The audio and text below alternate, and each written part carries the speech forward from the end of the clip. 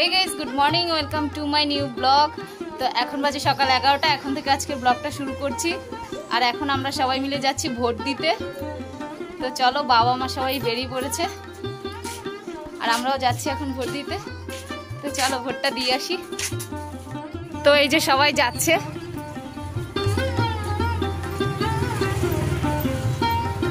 মা তো খুব এক্সাইটেড ভোট দেওয়ার জন্য। দেখো সবার আগে আগে মা সকালবেলা ঘুম থেকে উঠেই বলছে যে কখন যাবে ভোট দিতে।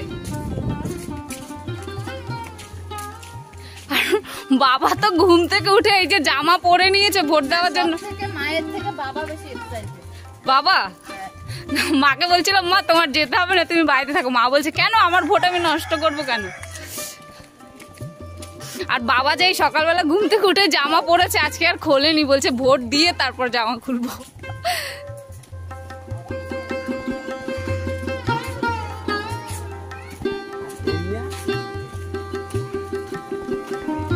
আজকে কিন্তু আমাদের রান্নাবান্না কিছুই হয়নি। মা বললো আগে ভোট দিয়ে আয়, এসে তারপরে ধীরে সুস্থে রান্না কর।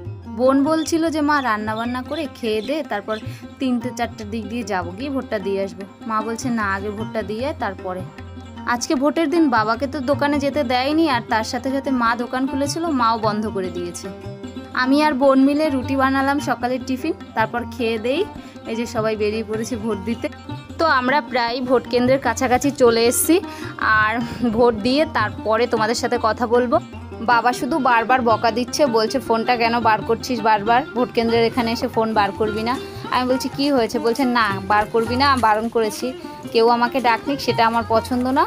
তারপরে আমি একটু বাবার সাথে তর্ক করছিলাম, বলছিলাম যে ভোট কেন্দ্রের ওখানে ফোন অ্যালাউ না, কিন্তু আমি তো রাস্তায় ভিডিও করছি। তো তারপর বাবা চুপ করে রয়েছে। এবং সুন্দর হয় এত শান্তভাবে আমরা ভোট। তো ফাইনালি আমাদের সবার ভোট দেওয়া হয়ে গেছে, আর খুব সুন্দরভাবে ভোটটা দেওয়া ফাঁকা ছিল, একদম ফাঁকাভাবে সুন্দরভাবে সুষ্ঠুভাবে ভোট দেওয়া হয়ে গেছে। তো এবার আমরা বাড়ি যাচ্ছি।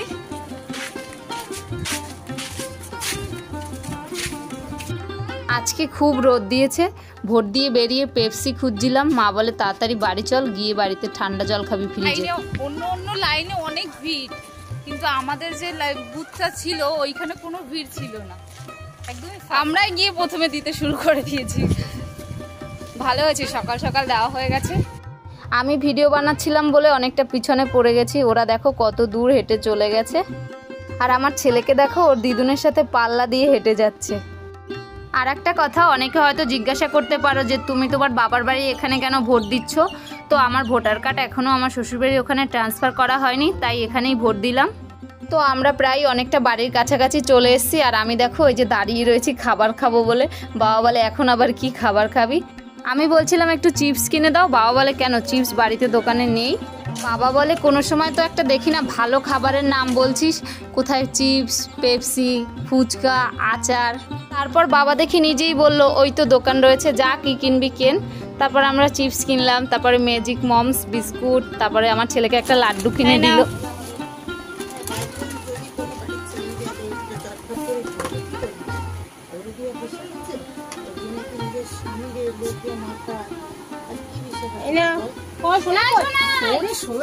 দেখো কেনা হয়ে গেছে, ও আগে আগে চলে গেছে, খেয়ালও করিনি। বাবা দে চিপস খাবো। নো না, ইয়েস, সারাক্ষণ শুধু নো নো নো নো।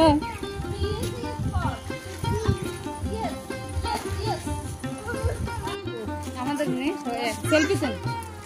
হ্যাঁ, ওদের খিদে পেয়ে গেছে তাই চিপস কিনে নিয়েছে দিদি। দুন্নুকে চিপস বিস্কুট কিনে দিয়েছে, আমার খিদে পায়নি। খিদে পায়নি, খাচ্ছে।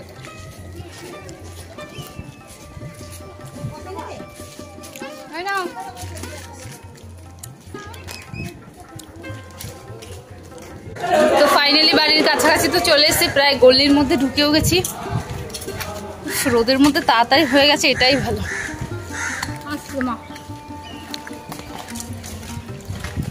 আমরা শর্টকাট থেকে যাচ্ছি, শর্টকাট।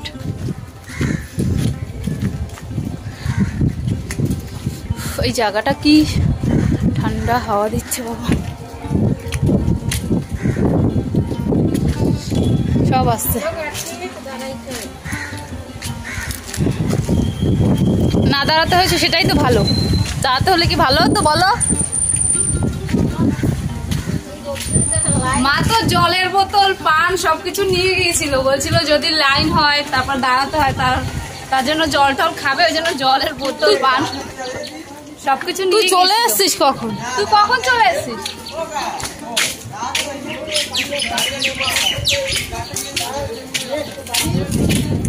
তো এই যে বাড়িতে চলে এসছি সবাই। এই মুখের মধ্যে কতটা ঢুকেছিস আকার? ও তালা খোলা, এই যে তালা দিয়ে গেছিল বাবা, তালাটা খুলে দিচ্ছে। মনে হচ্ছে কতক্ষণ পর ঘরে এসছে। সব জানলা দরজা সব বন্ধ করে দিয়ে গেছে।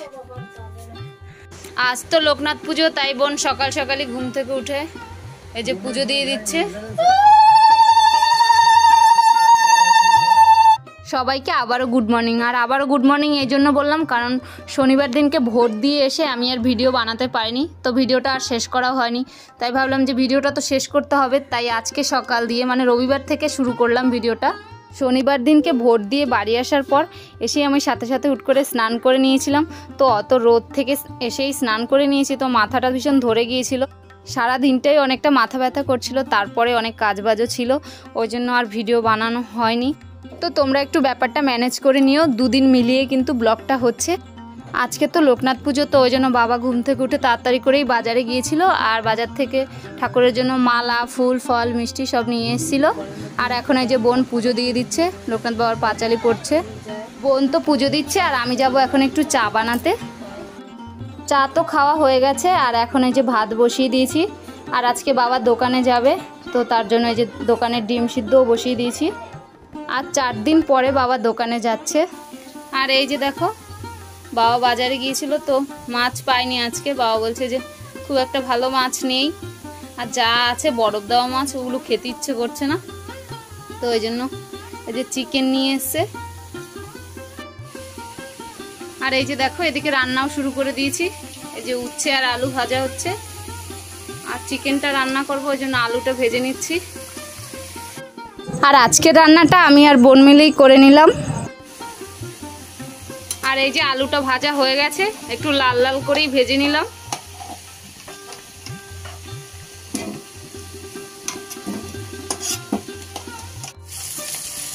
তো বোন এই যে প্রথমেই পেঁয়াজটা দিয়ে নিল।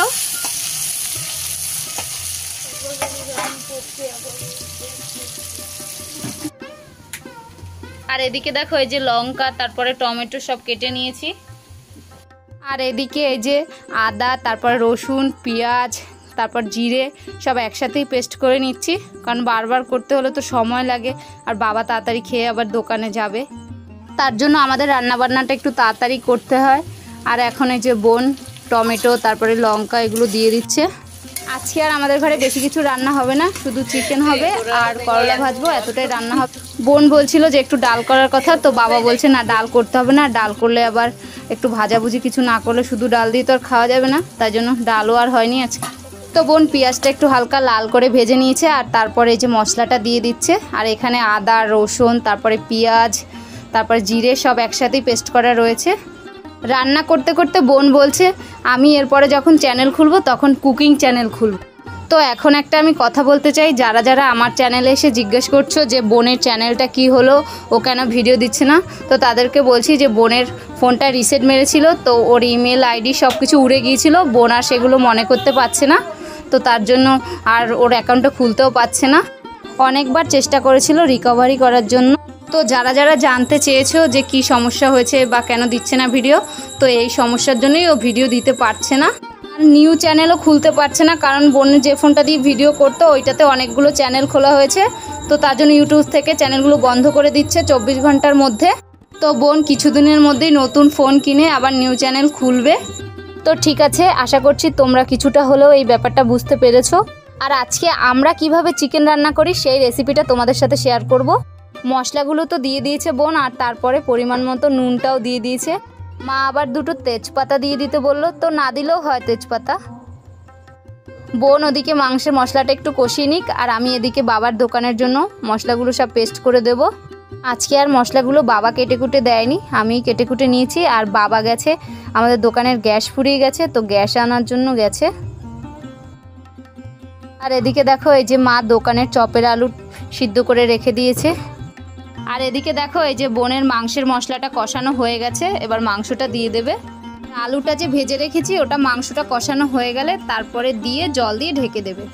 যেহেতু মাংসের আলুটা আগে ভেজে রেখেছি তার জন্য মাংসটা কষানো হয়ে গেলে তারপরে দিয়ে জল দিয়ে ঢেকে দেবো। তোমরাও কি এভাবেই চিকেন রান্না করো? একটু কমেন্ট করে জানিও তো। আমার মায়ের মতো হয়তো অত ভালো করে রান্না করতে পারি না, আর আজকে যেহেতু আমি আর বোন দুজনে মিলে চিকেনটা রান্না করছি, তো তোমাদের সাথে তার জন্য একটু শেয়ার করলাম যে আমরা দু বোনে কীভাবে রান্না করি। চিকেনটা দেওয়ার পরে সামান্য একটু জলও দিয়ে দিয়েছিলাম, আর তারপরে ভালো করে নেড়ে চেড়ে এই যে ঢেকে দিলাম। আর গ্যাসটাও একটু আস্তে করে দিলাম যাতে লেগে না যায়, কারণ খুব বেশি জল তো আর এখন এই যে মাংসটা কষানো হয়ে গেছে, এবার আলুগুলো দিয়ে দিচ্ছে। আর এরপরে ভালো করে নেড়ে চেড়ে জল দিয়ে দেবো। তো আমি তার জন্য গরম জলও বসিয়ে দিয়েছি।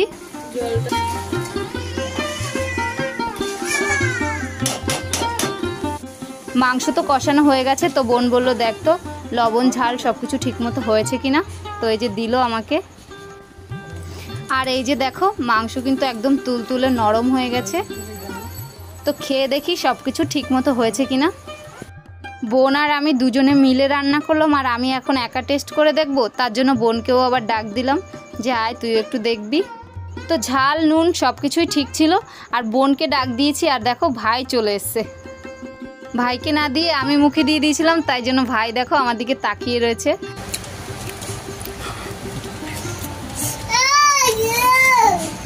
কি দিচ্ছি? ভালো দে, বড় দেখে দে।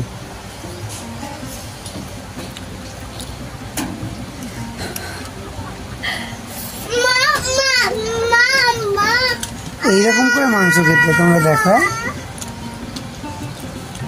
মাংসটা কষানো তো হয়ে গেছে, আর এবার এই যে বোন জলটাও দিয়ে দিচ্ছে। জলটা হালকা গরম করে নিয়েছে, বেশি গরম করেনি। আর জল দেওয়ার আগে বোন সামান্য একটু চিনিও দিয়ে নিয়েছিল।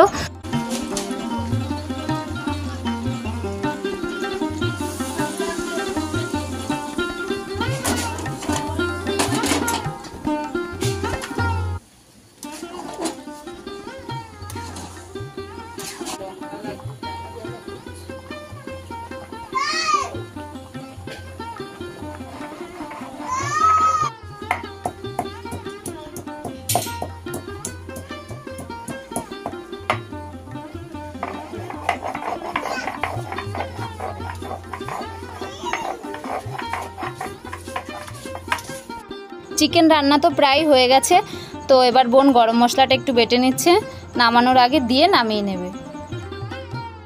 গরম মশলা তো বাটা হয়ে গেছে, আর এই যে এবার দিয়ে দিচ্ছে। বোন বলছিল সানরাইজের যে গুঁড়ো গরম মশলাটা হয় ওটা দিতে, তো আমি বারণ করেছি যে ওটা দিস না, আজকে গোটা গরম মশলা একটু বেটে দে, কারণ আমার গোটা গরম মশলার গন্ধটা বেশি ভালো লাগে ওটার থেকেও, তার জন্য গোটা গরম মশলাই বেটে দিয়েছে। তো ফাইনালি আমাদের লাল লাল মুরগির মাংসের ঝোল তৈরি হয়ে গেল। মাংস রান্নার পিছনে বেশিরভাগ অবদান কিন্তু বোনেরই, তবে আমি বোনের সাথে ছিলাম, টুকটাক হেল্প করেছি। তো আজকের ভিডিওটা এখানেই শেষ করে দিচ্ছি। যদি ভিডিওটা ভালো লেগে থাকে তাহলে একটা লাইক কমেন্ট শেয়ার করে দিও, আর এমএনটি ব্লগে প্রথম এসে থাকলে একটা সাবস্ক্রাইব করে দিও। দেখা হচ্ছে অন্য কোনো নতুন ভিডিওতে, ততক্ষণ সবাই ভালো থাকো।